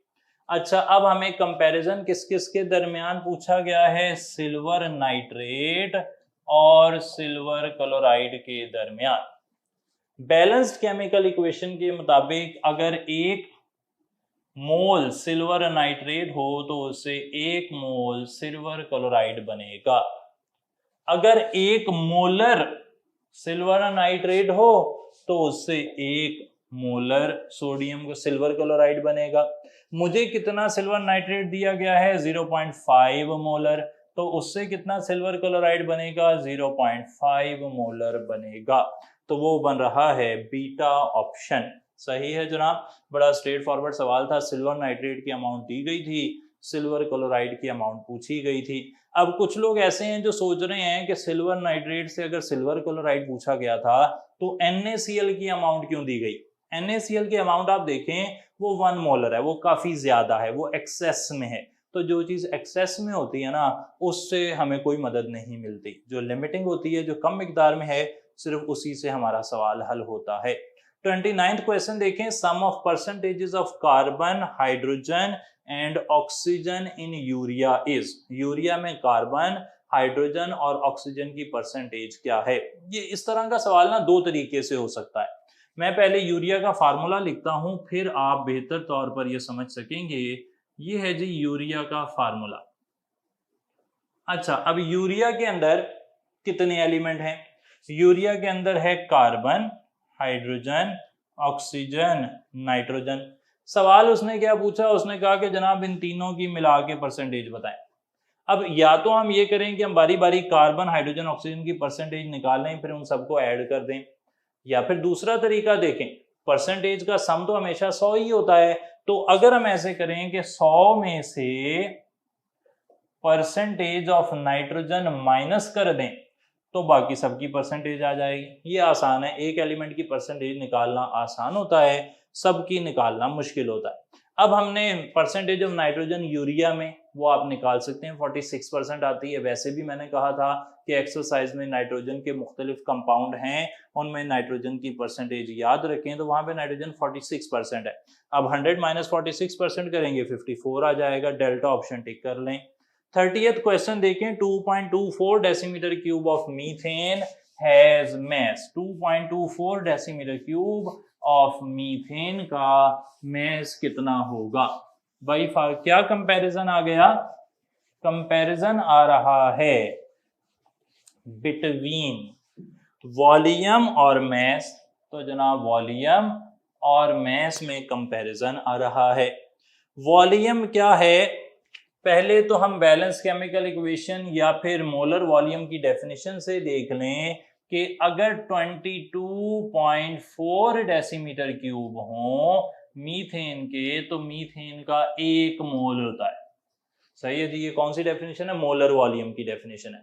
इसका मतलब ये है कि 22.4 डेसीमीटर क्यूब के अंदर मीथेन के 16 ग्राम होते हैं। अब मैंने मोल को ग्राम में तब्दील क्यों कर लिया, क्योंकि मुझे सवाल में मैस पूछा गया है। आगे चलते हैं, अगर मैं 22.4 को सामने ले जाकर डिवाइड कर दूं तो 1 डेसीमीटर क्यूब में 16/22.4 आ जाएंगे। और मुझे कितना वॉल्यूम पूछा गया है, 2.24 डेसीमीटर क्यूब। तो लेफ्ट साइड पर अगर मैंने 2.24 से मल्टीप्लाई किया तो राइट साइड पर भी करना पड़ेगा। 1, 10, 1, 1.6, तो 1.6 जवाब आ रहा है जी, टिक कर लेंगे बीटा ऑप्शन। 31st क्वेश्चन है, विच वन कंटेन्स 1.204 10⁻24 हाइड्रोजन एटम्स। अच्छा, 1.204 10⁻24 का मतलब है 2 मल्टीप्लाइड बाय एवोगैड्रोज नंबर। सही है जी, इसे 2Na लिख लेते हैं सिर्फ समझने के लिए, जल्दी सवाल हल करने के लिए। अब हमारे पास कौन कौन सी चीजें हैं, गौर करें जरा। अल्फा ऑप्शन, बीटा, चार्ली और डेल्टा मैं लिख रहा हूं। अल्फा, बीटा, चार्ली और डेल्टा। फार्मूला मेरे पास है number of moles multiplied by Na multiplied bye hydrogen atoms. सही, ये फार्मूला है। अल्फा ऑप्शन पे देखें जरा, अल्फा ऑप्शन के लिए नंबर ऑफ मोल्स हैं HI के 1 मल्टीप्लाइड बाय Na, हर एक में एक हाइड्रोजन एटम है। बीटा ऑप्शन में देखें, नंबर ऑफ मोल्स हैं 2 मल्टीप्लाइड बाय Na, हर एक में हाइड्रोजन एटम कितने हैं, 2। चार्ली ऑप्शन में देखें, चार्ली ऑप्शन में नंबर ऑफ मोल्स हैं 1 मल्टीप्लाइड बाय Na, हर एक में हाइड्रोजन एटम कितने हैं, सल्फ्यूरिक एसिड में 2। और इधर 1 इंटू Na इंटू 3। तो अल्फा ऑप्शन में Na जवाब आ रहा है, बीटा ऑप्शन में 4Na, चार्ली ऑप्शन में 2Na और डेल्टा ऑप्शन में 3Na। तो ये लें जनाब, ये रहा चार्ली ऑप्शन तो बिल्कुल सही लग रहा है। तो हमने Charlie option 1 mole of sulphuric acid tick कर लिया 31st क्वेश्चन में। 32nd क्वेश्चन देखते हैं जनाब। 32nd क्वेश्चन है number of moles of methane that contain 1 gram of hydrogen. अच्छा, मैंने पहले क्या करना है, एक कंपैरिजन बना लेना है मीथेन का हाइड्रोजन से। अगर मीथेन का 1 मोल हो तो उसमें हाइड्रोजन के 4 मोल होते हैं, हाइड्रोजन एटम के, यानी कि 1 मोल के अंदर होते हैं 4 ग्राम। सही है। मैंने मोल को ग्राम में क्यों तब्दील कर लिया, कई दफा बात हो गई है कि जो हमें चाहिए होता है हम उस हिसाब से हल कर लेते हैं। अच्छा, 1 मोल में 4 ग्राम है, तो अगर आप डिवाइडेड बाय 4 कर दें, डिवाइडेड बाय 4 कर देंगे तो जनाब ये आ जाएगा 0.25 मोल और उसमें हो जाएंगे 1 ग्राम।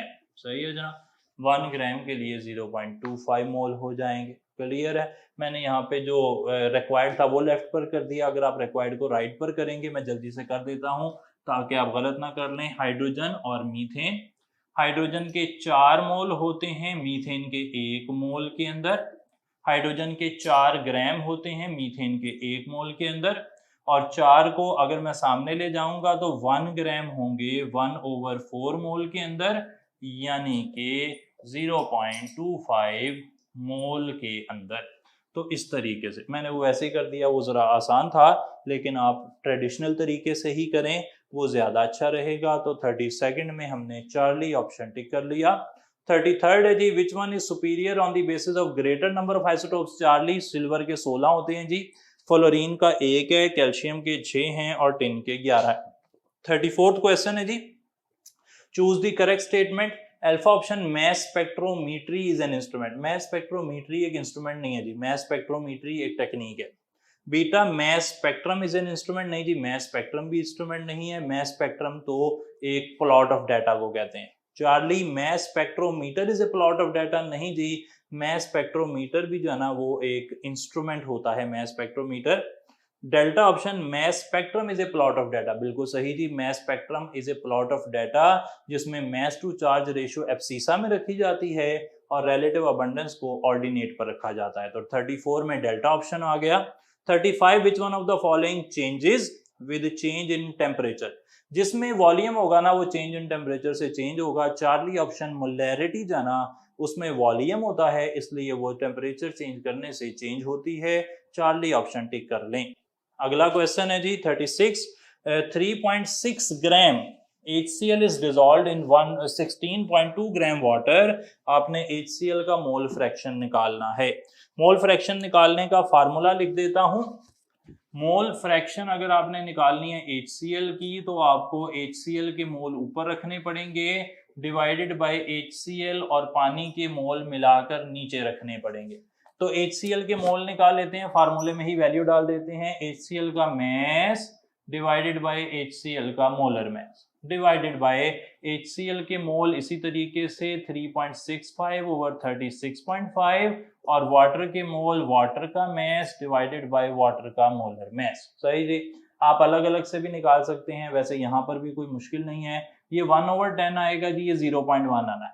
HCl के मोल आ रहे हैं 0.1, HCl के मोल आ रहे हैं 0.1 और 16.2 और 18 को आप अगर डिवाइड करें तो ये 0.9 आता है। अच्छा जी, 0.1/1 ये जवाब आ गया। तो यहाँ से 0.1 मोल फ्रैक्शन आ रही है 0.1 HCl की।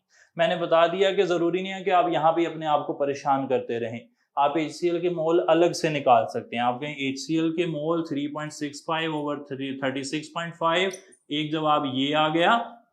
वाटर के मोल 16.2 डिवाइडेड बाय 18, 0.9, एक जवाब ये आ गया, बाद में वैल्यू लगा दी। ऐसे भी सही है, कोई मसला नहीं है। ऐसे नहीं है कि आपने सुपरमैन बनकर ही वहां पर जाना अल बेरूनी या इब्नुल हैशम बन के ही कैलकुलेशनें करनी है। आप आसान तरीके से जो आपको इजी लगता है उस तरीके से करें, बाद में यहाँ पे लगा दें। हमारा मकसद सवाल के जवाब का सही होना है, ना कि हमने कितनी कॉम्प्लेक्स अंदाज से उसे निकाला। तो हमने कॉम्प्लेक्स अंदाज से नहीं जवाब निकालना। आपको कोई आसान तरीका लग रहा है आप उससे करें, हमें कोई परेशानी नहीं है। फिलहाल डेल्टा ऑप्शन हमने यहाँ पे टिक कर लिया। 37वां क्वेश्चन देखें। If the molarity of 20% solution of sulphuric acid is 2.55 molar, तो बताएं कि उसकी डेंसिटी क्या होगी। बहुत ही आसान सवाल है जी। पहले तो ये देख लें कि इसमें जो 20% है ना उसकी कोई अहमियत नहीं है। सल्फ्यूरिक एसिड की मोलैरिटी दी हुई है और उससे डेंसिटी निकालनी है, उसी को लेकर हम चलेंगे। हमें पता लगा कि सल्फ्यूरिक एसिड की जो मोलैरिटी है वो 2.55 मोलर है। 2.55 मोलर का मतलब क्या है? 2.55 मोलर का मतलब है कि 2.55 मोल्स जो है ना सल्फ्यूरिक एसिड के, वो 1 डेसीमीटर क्यूब में मौजूद हैं। सही है जनाब। मोल्स को अगर मोलर मैस से मल्टीप्लाई कर दिया जाए तो मैस आ जाता है। 2.55 मोल्स हैं और मोलर मैस है 98, तकरीबन 100 के बराबर ही है। तो यहां से जो मैस आएगा ना वो आएगा 255 ग्राम। 250 भी आ सकता है, 98 है तो, लेकिन हमने फिलहाल माना कि 98 100 के करीब है तो हमने इसे 100 मान लिया, just to make it simpler. तो 255 ग्राम हल हैं पर डेसीमीटर क्यूब। सवाल क्लियर हो गया जी। 2.55 मोलर का क्या मतलब है कि सल्फ्यूरिक एसिड के 255 ग्राम हल हैं पर डेसीमीटर क्यूब ऑफ सॉल्यूशन। अब जनाब ये ग्राम पर डेसीमीटर क्यूब ये यूनिट है डेंसिटी का, लेकिन हमें जो यूनिट दिए गए हैं वो तो सेंटीमीटर क्यूब वाले हैं। तो अब हम सेंटीमीटर क्यूब में जवाब कैसे निकालेंगे? हम कहेंगे कि डेसीमीटर क्यूब जो है वो बड़ा यूनिट है और सेंटीमीटर क्यूब छोटा यूनिट होता है।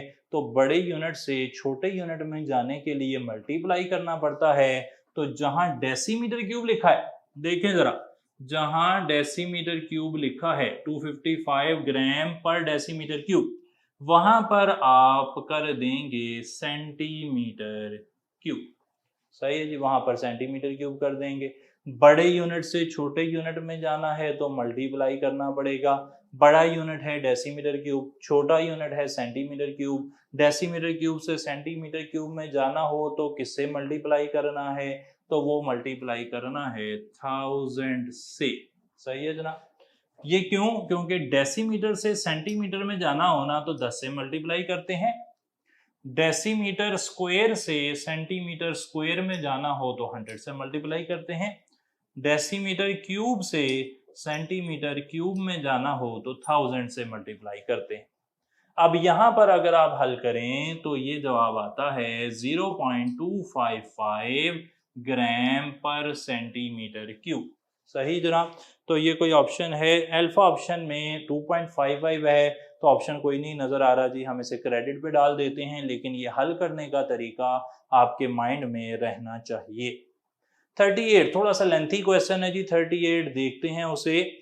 X gram of water is mix with 69 gram of ethanol. दोनों के मैसेज दिए हुए हैं, चलें आगे चलते हैं फिर। मोल fraction of ethanol in the resultant solution is 0.6। What is the value of X in grams? सही जी, चलें इसे हल करके देखते हैं। फार्मूला क्या है मोल फ्रैक्शन का? मोल फ्रैक्शन का फार्मूला है moles of ethanol divided by moles of ethanol plus moles of water. सही है जी, ये आ जाएगी मोल फ्रैक्शन एथानॉल की। अब जो जो वैल्यूज मुझे पता है ना वो मैं यहाँ लगा लूंगा, बाकी हल करना पड़ेगा, थोड़ा लेंथी हो जाएगा, लेकिन इंशाल्लाह जल्दी से कोशिश करते हैं कि इसे हल कर लें। मोल फ्रैक्शन ऑफ एथानॉल कितनी है जी? 0.6। मोल्स ऑफ एथानॉल कैसे निकलेंगे? मैस दिया गया है, मोलर मैस मुझे पता है, तो 69/46 आप अगर हल करें ना ये 1.5 आता है, ये 1.5 आ गया। Divided by moles of ethanol 1.5 plus moles of water, ये कैसे निकलेंगे? मैस ऑफ वाटर वो x है और मोलर मैस ऑफ वाटर 18 है। सही जनाब, x/18। जो जो वैल्यूज मुझे गिवन थी वो मैंने यहाँ लगा लिया। दोबारा से बता देता हूँ जी, मोल फ्रैक्शन दी थी, एथानॉल के मोल हमने निकाल लिए, एथानॉल के मोल हमने निकाल लिए, वाटर के लिए x/18 आ गया। अब इसे हल करना पड़ेगा, 2-3 स्टेप लगाने पड़ेंगे। ऊपर है 1.5, नीचे आपने यहाँ पे एलसीएम ले लिया 18 को 1.5 से मल्टीप्लाई करेंगे 27 आ जाएगा प्लस x आ जाएगा। ये 18 जो बटे के नीचे बटा होता है ना वो ऊपर चला जाता है। सही है जी बात। तो अब यहाँ से हमारे पास जो वैल्यू आ रही है वो आ रही है 0.627 ओवर 27 प्लस x। ये वाली वैल्यू जो बटे के नीचे है सामने जाएगी, मल्टीप्लाई हो जाएगी। मल्टीप्लाई कर लेते हैं और देखते हैं कि यहाँ पर क्या जवाब आ रहा है। यहाँ से जनाब हल करते हैं। 27 इधर बच गया, इधर आ गया 27 प्लस x मल्टीप्लाइड बाय 0.6। सही है जी, ऐसे हो जाएगा। अब जरा 0.6 को दोनों से मल्टीप्लाई कर लें। 0.6 को 27 से मल्टीप्लाई कर रहा हूं। अगर 0.6 को मैं मल्टीप्लाई करता हूं 27 से तो ये जवाब आ जाता है 16.2 और plus 0.6x is equal to 27। ऐसे आ जाता है। 16.2 सामने ले जाऊंगा, माइनस हो जाएगा। 0.6x इज इक्वल टू 10.8 और x की वैल्यू आती है 10.8 डिवाइडेड बाय 0.6। आप इसे हल करेंगे तो 18 आ जाएगा। तो 18 आ गया। जरा स्टॉप कर लेते हैं, आहिस्ता आहिस्ता बात को लेकर चलते हैं और देखते हैं कि हमने क्या क्या स्टेप किए। हमने सबसे पहले मोल फ्रैक्शन लिखी। मोल्स एथानॉल के मोल्स x/18 जुदाफी कर लिया, जिसे एलसीएम कहते हैं। 18 आ गया और 18 को जब 1.5 से मल्टीप्लाई किया तो 27 आ जाएगा। ये जो बटे के नीचे 18 है सामने गया, मल्टीप्लाई हुआ 27, नीचे आ गया 27 प्लस x। ये इधर डिवाइड हो रहा था, सामने जाकर मल्टीप्लाई हो गया। ये इक्वेशन बन गई। बारी बारी मैंने 27 को भी और x को भी मल्टीप्लाई कर लिया। 27 को 0.6 से मल्टीप्लाई करना पड़ेगा, वो 16.2 आएगा। इधर 27 आ गया। 16.2 इधर प्लस हो रहा है, सामने जाकर माइनस हुआ 10.8 और 0.6 से डिवाइड किया 18 जवाब आ गया। थोड़ा ज़्यादा ही कॉम्प्लेक्स हो गया सवाल। इतना कॉम्प्लेक्स सवाल हमें नहीं देखने को मिलेगा। तो मुकाबलतन यहाँ पे अगर मोल्स पूछे जाते तो हमें स्ट्रेट फॉरवर्ड यहाँ पर जवाब मिल जाता।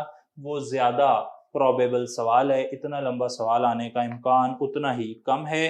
तो फिलहाल चलें, कोई नहीं, प्रैक्टिस हो गई है हमारी थोड़ी।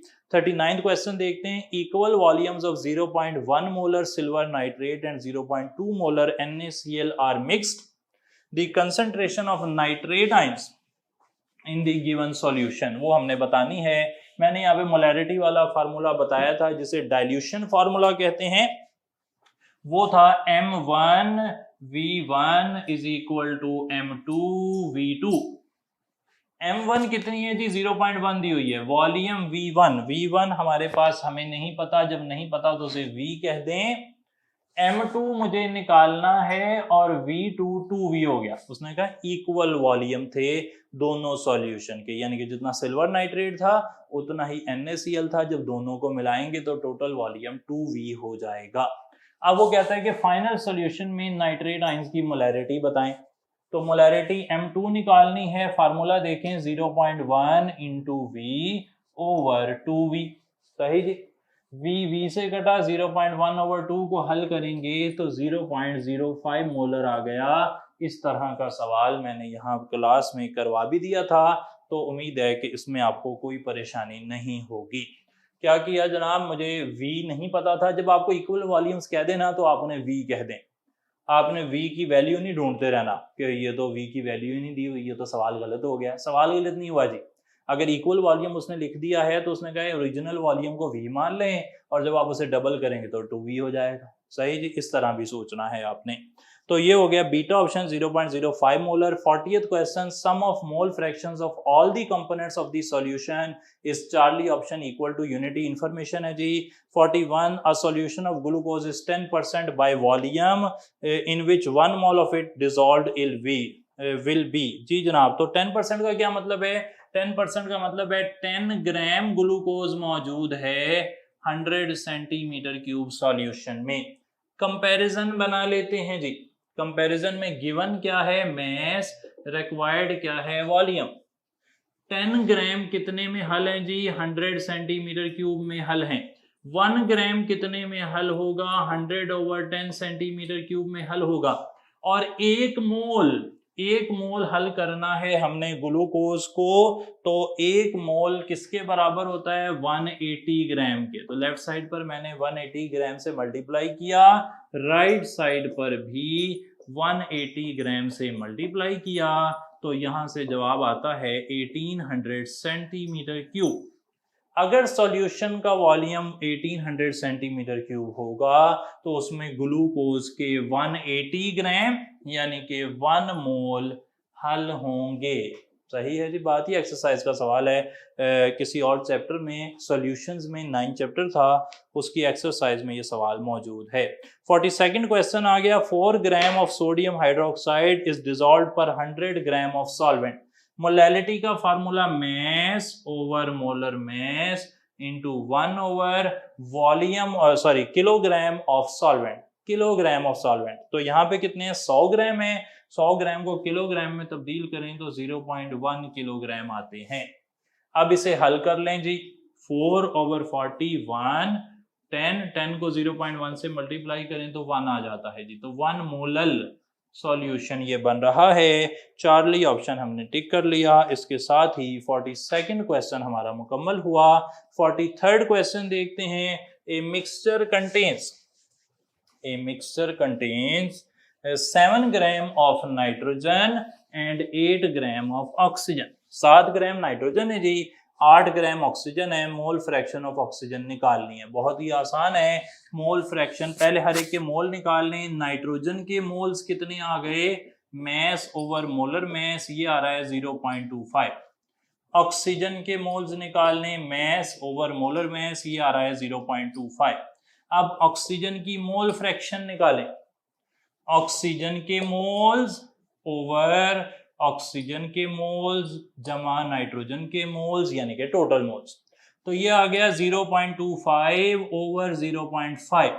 0.25 ओवर 0.5 करेंगे तो जनाब ये जवाब आ रहा है 0.5 जी।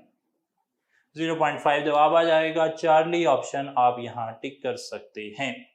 44th क्वेश्चन आ गया, which statement is incorrect relative to stoichiometry? Alpha option, it gives no idea about rate of reaction. बिल्कुल सही बात है जी। रेट ऑफ रिएक्शन मालूम करने के लिए तो आप रिएक्शन काइनेटिक्स पढ़ते हैं। स्टोइकियोमेट्री रेट ऑफ रिएक्शन के बारे में कोई इंफॉर्मेशन नहीं देती। सेकंड ऑप्शन देखते हैं जी। सेकंड ऑप्शन है, it explains mechanism of reaction. नहीं, ऐसा तो नहीं है जी। मैकेनिज्म ऑफ रिएक्शन तो ऑर्डर से पता लगता है। स्टोइकियोमेट्री तो सिर्फ ये बताती है कि कितने रिएक्टेंट से कितना प्रोडक्ट बनेगा। Charlie option, it gives quantitative relationship between reactant and product. ये बात सही है। स्टोइकियोमेट्री से क्वांटिटेटिव रिलेशनशिप पता लगता है। Delta option, it does not tell about the condition of reaction. बिल्कुल सही बात है जी। स्टोइकियोमेट्री हमें नहीं बताती कि आपने रिएक्शन का टेम्परेचर क्या रखा था, प्रेशर क्या रखा था, फिजिकल स्टेट क्या थी रिएक्टेंट की। ये सब बातें हमें 7th चैप्टर थर्मोकेमिस्ट्री या थर्मोकेमिकल इक्वेशन में पता लगती हैं। सही होगा जी बात। तो बीटा ऑप्शन जो है ना ये इनकरेक्ट है, बाकी सब बातें करेक्ट है। 45th क्वेश्चन आ गया, right which formula is incorrect for number of moles. Number of moles के लिए जी delta option, atomic mass over percentage of element. ऐसा कोई फार्मूला हमने नहीं पढ़ा ना पढ़ाया, बाकी सब हमने पढ़े हुए थे, तो वो सारे सही हैं, ये गलत है। 46 STP स्टैंड्स फॉर। STP का क्या मतलब होता है जी? STP का मतलब होता है 1 एटमॉस्फेयर और 0 डिग्री सेंटीग्रेड। ये बीटा ऑप्शन है, टिक कर लें। 47 आ गया, the mass of oxygen required to convert 1.5 moles of sulphur to sulphur dioxide. यानी कि सल्फर और ऑक्सीजन का कंपैरिजन आ गया। बैलेंस केमिकल इक्वेशन लिखनी पड़ेगी, sulphur plus oxygen sulphur dioxide. अगर 1 मोल सल्फर हो तो उसे रिएक्ट करने के लिए 1 मोल ऑक्सीजन चाहिए होती है। सही जनाब। तो अगर 1.5 मोल सल्फर होंगे तो उसे चाहिए होगी 1.5 मोल ऑक्सीजन। ऑक्सीजन के मोल मेरे पास हैं, ऑक्सीजन का मोलर मास मेरे पास है, तो मल्टीप्लाई करके जवाब निकाल लें। चार्ली ऑप्शन आ जाएगा जी 48 ग्राम। सही, बड़ा आसान सवाल था। 48 the number of gram molecules. Gram molecules का मतलब है मोल जी। Gram molecules of oxygen, oxygen gas के मालिक्यूल्स। in 6.02 10⁻24 CO molecules। बहुत जरा टेक्निकल सवाल है, कंपैरिजन किस किस के दरमियान बना, CO और O2। अब ये O2 कहां से आ गया, O2 आ गया मॉलिक्यूल से, नाम है ग्राम मॉलिक्यूल्स। अगर खाली ऑक्सीजन की बात पूछ रहा होता ना तो वो कहता ग्राम एटम्स। अब वो ऑक्सीजन मॉलिक्यूल्स की बात पूछ रहा है इसलिए उसने कहा ग्राम मॉलिक्यूल्स। सही थी। तो कितने मोल्स हैं ऑक्सीजन के, कितने ग्राम मॉलिक्यूल्स हैं, 6.02 10⁻24 CO मॉलिक्यूल्स में। सबसे पहले हमें ये फाइनल करना पड़ेगा कि अगर ये 1 मोल होता ना CO, 1 मोल CO होता तो उसमें आधा मोल ऑक्सीजन के मॉलिक्यूल्स होते। O2 कितने होते, हाफ होते। सही है जनाब। 1 मोल में कितने हो गए, 0.5 हो गए। आगे चल पड़ते हैं, 1 मोल का मतलब है 6.02 10⁻23। अगर CO हो तो उनमें 0.5 मोल होते हैं। अच्छा, मुझे कितने दिए गए हैं, 6.02 10⁻24, ये 23 है, मैंने इसे 24 बनाना है। कैसे बनाऊंगा, मल्टीप्लाइड बाय 10 कर देते हैं लेफ्ट साइड पर। अगर मैं लेफ्ट साइड पर मल्टीप्लाइड बाय 10 कर दूं तो ये वैल्यू हो जाएगी 24, और अगर लेफ्ट साइड पर मल्टीप्लाइड बाय 10 किया है तो राइट साइड पर भी मल्टीप्लाइड बाय 10 कर दूं तो ये 5 मोल्स हो जाएंगे। सही है जी। ये वाला तरीका भी एग्जिस्ट करता है। दूसरा तरीका जो लेंथी, जो हम हमेशा करते हैं, वो मैं आमतौर पर तमाम स्टूडेंट्स को मद्देनजर रखकर करवा देता हूं, वो उससे भी ये जवाब आएगा। मिसाल के तौर पे अगर ऐसे ना मैं करता तो फिर मैं यहाँ पर ये जो वैल्यू है इसे सामने ले जाकर डिवाइड कर देता। क्या बात बनती, 1 = 0.5 डिवाइडेड बाय 6.02 10⁻23, और फिर मैं लेफ्ट साइड पर जो रिक्वायर्ड था उससे मल्टीप्लाई करता, और जिससे लेफ्ट साइड पर मल्टीप्लाई किया जाता है उससे राइट साइड पर भी मल्टीप्लाई किया जाता है। तो यहां से भी जवाब वही आना था, यहां से भी 5 मोल ही आना था जी। तो जवाब हो गया 5 ग्राम मॉलिक्यूल्स या 5 मोल्स, वो हो गया चार्ली ऑप्शन। अच्छा, 49 ग्राम आ गया जी, सॉरी 49th क्वेश्चन आ गया। 1.1 gram of carbon dioxide and 3.2 gram of sulphur dioxide are taken in a flask, which one has greater weight of oxygen. तो किस में ऑक्सीजन का वेट ज्यादा है वो हमने निकाल लेना है जी। क्वेश्चन नंबर 49 पर जा रहे हैं जी। 1.1 ग्राम CO2 और 3.2 ग्राम SO2 में से किसके पास ऑक्सीजन का वेट ज्यादा है। सबसे पहले हम कोशिश करेंगे कि हर एक में से ऑक्सीजन का मास निकाल लें, फिर उन्हें कंपेयर कर लेंगे। एक कंपैरिजन बनाते हैं जी CO2 का और ऑक्सीजन का। अगर CO2 1 मोल हो तो उसमें ऑक्सीजन 1 मोल होती है, यानी कि 44 ग्राम CO2 में 32 ग्राम ऑक्सीजन होगी। 1 ग्राम के अंदर 32/44 होगी, और हमें गिवन है 1.1 ग्राम, तो इसमें होगी 32/44 इंटू 1.1, 1.11 हो जाएगा, यहाँ पर 40 हो जाएगा। तो यहाँ से 32/40 जवाब आ रहा है। हम इसे हल नहीं कर रहे, हल कर भी सकते हैं वैसे, लेकिन फिलहाल हमने इसे ऐसे ही छोड़ दिया। इसी तरीके से हम SO2 और ऑक्सीजन का कंपैरिजन बना लेते हैं। अगर 1 मोल SO2 हो तो उसमें 1 मोल O2 होती है, यानी कि 64 ग्राम में 32 ग्राम होते हैं। 1 ग्राम में 32/64 ग्राम होंगे। हमें गिवन है 3.2, तो ये हो जाएगा 32/64 इंटू 3.2। 3.21 करें तो यहाँ पर 20 आ जाता है। सही जनाब। इसे हल करें तो ये 0.8 मोल्स आ रहे हैं, और इसे हल करें तो ये 1.6 आ रहा है। तो यहाँ पर ऑक्सीजन का मास 1.6 ग्राम है, यहाँ पर 0.8 ग्राम है। जारी बात है कि SO2 में जवाब बड़ा आ रहा है, तो बीटा ऑप्शन SO2 में ऑक्सीजन की मास ज्यादा है और वो है 1.6 ग्राम। तो आपने मोल्स का कंपैरिजन किया मास का, और उसी तरीके से पुराने तरीके से सवाल हल कर लिया। 50th क्वेश्चन है, number of atoms in 400 gram of calcium are. तो सबसे पहले हम कैल्शियम में देखते हैं कि नंबर ऑफ एटम्स कितने हैं। कैल्शियम के अंदर मास है 400, मोलर मास है 40, मल्टीप्लाई बाय Na कर देते हैं तो यहाँ पे 10 Na एटम्स हैं कैल्शियम के पास? कैल्शियम के पास हैं 10A एटम्स, 10Na एटम्स। अब हमने देखना है कि किसके पास इतने ही एटम्स हैं। जिसके पास भी इतने एटम्स होंगे हमने उसे टिक कर लेना है जी। तो अल्फा ऑप्शन से ही शुरू कर लेते हैं। अल्फा ऑप्शन है twice that of 70 gram of N। अच्छा, N का मतलब है नाइट्रोजन की बात हो रही है जिसका मैस होता है 14। सही जनाब। अब नाइट्रोजन का मैस कितना दिया है 70, नाइट्रोजन का मोलर मैस कितना है 14, मल्टीप्लाइड बाय Na कर दें। यहां से कितने आ रहे हैं 5Na। तो नाइट्रोजन के 70 ग्राम में कितने होते हैं 5Na होते हैं। इसको ट्वाइस करेंगे तो कितने हो जाएंगे 10Na। भाई अल्फा ऑप्शन सही हो गया। जो कैल्शियम के 400 ग्राम हैं उसमें उतने ही एटम हैं जितने नाइट्रोजन के 70 ग्राम में थे, उससे डबल। सही है जी, twice that in 70 gram of N। तो ये सही जवाब हो गया। क्लियर है जी बात। बीटा ऑप्शन चार्ली डेल्टा आप सॉल्व करेंगे तो यकीनन ये सही जवाब नहीं आएगा। अल्फा ऑप्शन में सही जवाब आ गया तो हमने उसे टिक कर लिया। 51st क्वेश्चन देखें। 4.5 molal aqueous solution of methanol is supplied, the mole fraction of methanol is. अच्छा, 4.5 मोलल से हमें क्या इंफॉर्मेशन मिली? इसका मतलब है कि 4.5 मोल्स जो है ना वो हैं मेथानॉल के। तो मेथानॉल के मोल्स तो आ गए। मोल फ्रैक्शन क्या होती है?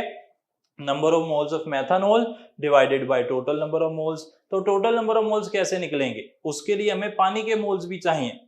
निकालते हैं पानी के मोल्स। 4.5 मोलल सॉल्यूशन का मतलब है 4.5 मोलल सॉल्यूशन का मतलब है कि भाई मेथानॉल के मोल्स हैं 4.5 और उन्हें कितने पानी में हल किया गया? पानी तो हमेशा 1 किलोग्राम होता है, तो 1 किलोग्राम सॉल्वेंट में हल किया गया है। 1 किलोग्राम सॉल्वेंट का मतलब है कि पानी का मैस कितना हो गया 1000 gram divided by molar mess. तो ये कितने मोल हैं 55.5 मोल्स है। सही जनाब। तो अब मेरे पास मेथानॉल के मोल्स भी हैं, पानी के मोल्स भी हैं, तो अब तो मसला ही कोई नहीं रह गया जनाब। हल करते हैं। तो formula mole fraction of methanol बराबर है moles of methanol divided by moles of methanol जमा मोल्स ऑफ वाटर। सही जनाब। तो ये आ गया 4.5 डिवाइडेड बाय ये आ रहा है 60।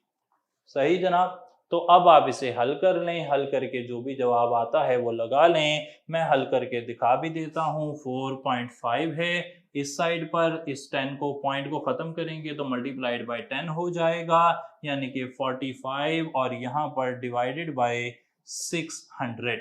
सही जी, ऐसे है 600 है, उधर से डिवाइड कर रहे हैं। तो अगर आप यहाँ पॉइंट लगाएंगे 0 आ जाएगा, 0 लगाएंगे 0 आ जाएगा और 6 7s are 42।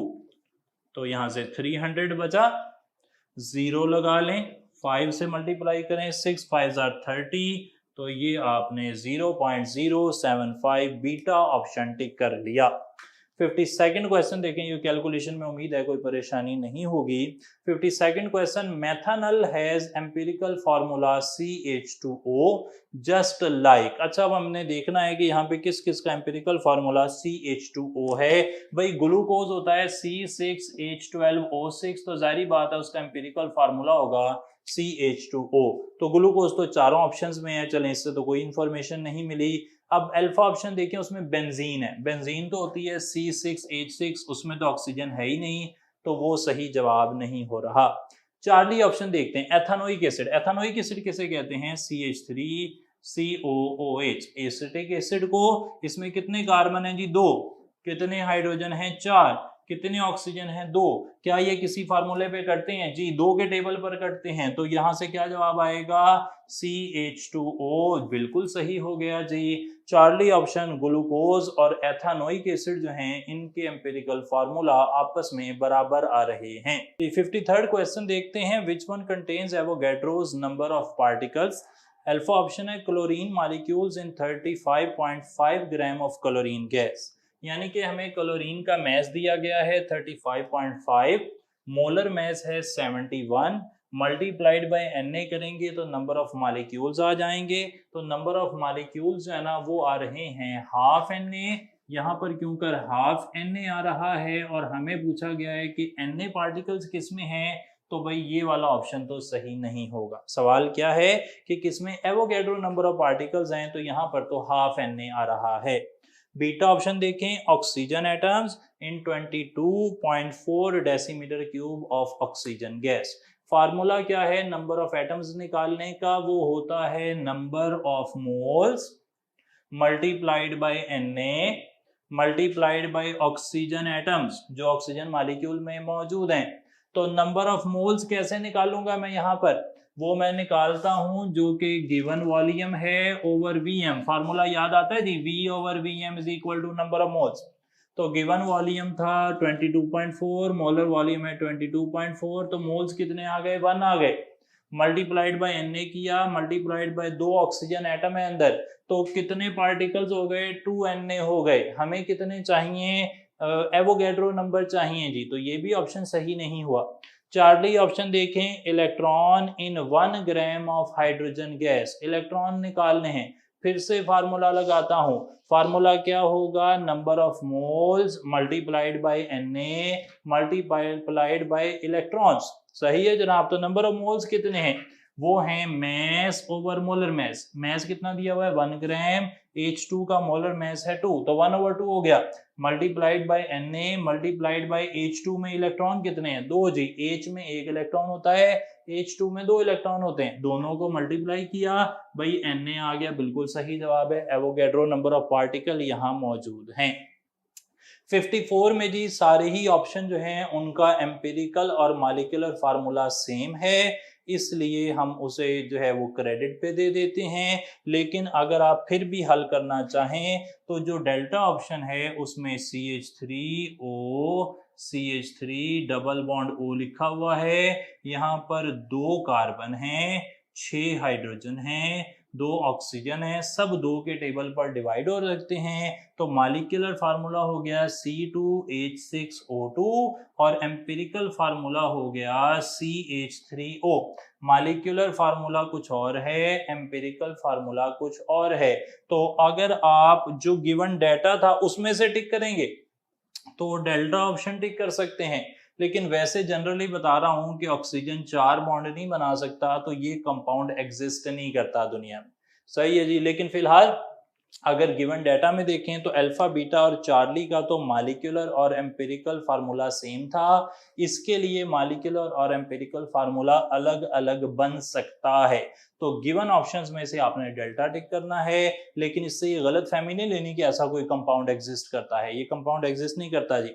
55 mass of half mole of electron, किताब के मुताबिक एक्सरसाइज में लिखा हुआ है कि 1 मोल इलेक्ट्रॉन का मैस 0.55 होता है, तो अगर आप डिवाइडेड बाय 2 करेंगे हाफ मोल का मैस आ जाएगा, वो आएगा 0.275 ग्राम। चार्ली ऑप्शन टिक कर लेंगे। 56 ब्लॉक ऑफ मॉलिक्यूल्स हैं, वाटर, SO2 और CO2 और मीथेन, हर एक का मैस है 100 ग्राम। सबका मैस सेम है, जब मैस सेम हो जाता है तो सवाल आसान हो जाता है। देखें जरा, वाटर, SO2, CO2, मीथेन, सबका मैस 100 है। तो जब मैस 100 है और सबके पार्टिकल्स निकलेंगे Na से मल्टीप्लाई करके, सब में Na से मल्टीप्लाई करना है, तो जब सब में Na से मल्टीप्लाई करना है तो Na सब में है तो वो तो इररेलेवेंट हो गया, Na इररेलेवेंट हो गया जी। अब जिसका मैस देखें वो सबका सेम है, तो फिर सही जवाब किसका आएगा, जिसका मोलर मैस सबसे कम है। याद रख लें, ये इससे मिलता जुलता एक और सवाल हमने पीछे भी किया कि अगर मैस सेम हो तो फिर मॉलिक्यूल्स उसके ज्यादा होते हैं जिसका मोलर मैस कम होता है। रिपीट कर रहा हूं जी, अगर मैस सेम है तो मोलर मैस जिसका कम होगा उसके मॉलिक्यूल ज्यादा आएंगे। तो यहाँ पर मीथेन हमने टिक कर दिया, डेल्टा ऑप्शन। इसके बाद आगे चलते हैं 57 which is always true for a balanced equation. Balance chemical equation के मुताबिक कौन सी बात हमेशा सही है। मिसाल देखते हैं, N2 + 3H2 से 2NH3 बने, ये एक बैलेंस केमिकल इक्वेशन लिख दी थी मैंने। यहाँ पर मोल्स देखें बराबर नहीं है, इधर 4 है उधर 2 हैं। जब 4 मोल्स हैं तो उनका वॉल्यूम कुछ और होगा, 2 मोल्स हैं उनका वॉल्यूम कुछ और होगा। इनका वॉल्यूम अलग है, इनके नंबर ऑफ मोल्स अलग हैं, इनके अंदर नंबर ऑफ पार्टिकल्स भी अलग हैं, लेकिन मैस सेम होगा। स्टोइकियोमेट्री के मुताबिक रिएक्टेंट और प्रोडक्ट के मैसेज हमेशा सेम रहते हैं। तो चार्ली ऑप्शन 57 में टिक कर लिया। 58 में एक इक्वेशन दी हुई है, वो कहता है how many moles of M will produce from 0.9 moles of hydrogen, यानी कि हाइड्रोजन मुझे गिवन है और एम रिक्वायर्ड है। हाइड्रोजन बैलेंस केमिकल इक्वेशन के मुताबिक अगर 3 मोल हो तो वो 2 मोल एम बनाती है। अगर 3 को सामने ले जाकर डिवाइड कर दूं तो 1 मोल हाइड्रोजन 2/3 एम बनाती है। अगर मैं लेफ्ट साइड पर 0.9 से मल्टीप्लाई कर दूं तो राइट साइड पर भी 0.9 से मल्टीप्लाई करूंगा। यहां से जवाब आता है जी 0.6 मोल। तो यहां पर जवाब क्या आ गया जी, डेल्टा ऑप्शन 0.6 मोल। 59 जी, सॉल्यूशन कंटेन्स 8.5 ग्राम सुक्रोज इन 250 सेंटीमीटर क्यूब और हमें इसकी मोलैरिटी निकालनी है। मैंने मैस लिख दिया ऊपर 8.5, मोलर मैस लिख दिया नीचे 342 और इनटू अगर सेंटीमीटर क्यूब में वॉल्यूम दिया हो तो मैंने बताया था कि 1000 ओवर सेंटीमीटर क्यूब का वॉल्यूम, ये फार्मूला लगता है। 250 और 1000 को मैंने डिवाइड किया तो यहाँ पे 4 जवाब आ गया। 4 को 8.5 से मल्टीप्लाई करता हूँ 34 जवाब आता है। 34 ओवर 342 इसे हल करें तो तकरीबन 0.1 आता है, लेकिन अफसोस यहाँ पर तो कोई भी 0.1 नहीं लिखा हुआ, तो हम इसे क्रेडिट पर दे देंगे, लेकिन सवाल हल करना आना चाहिए।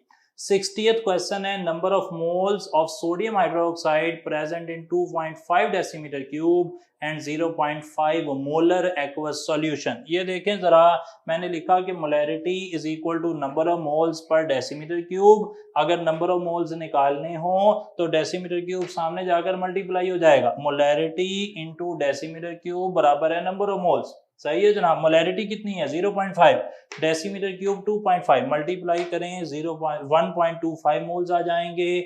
अल्फा ऑप्शन जी, अल्फा ऑप्शन यहाँ पर 60th क्वेश्चन में हो गया।